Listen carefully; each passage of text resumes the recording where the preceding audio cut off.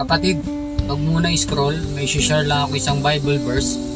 Sabi sa Ephesians 3 verse 20, I will give you more than you ask for. Be patient and trust me.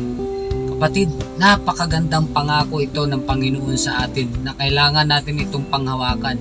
Kaya ikaw kapatid, kung meron ka mang matagal na pinapanalangin, panghawakan mo lang ang pangako ng Diyos sa iyo. Be patient and trust Him. Magtiwala tayo kapatid at manalig sa Kanya sapagkat ang pangako ng Diyos at kailanman ay hindi nagbabago na mula noon at hanggang ngayon ay patuloy niya pa rin itong tinutupad sa atin mga kapatid. Kaya kapatid, tandaan mo lagi na higit pa sa iyong inaakala ang kayang ibigay ng Diyos sa iyo. Darating ang panahon, hindi man ngayon, but soon, answered prayer na lahat ang mga pinapanalangin mo. Kaya kapatid, magtiwala ka sa nag-iisang Diyos natin. Take care always and God bless.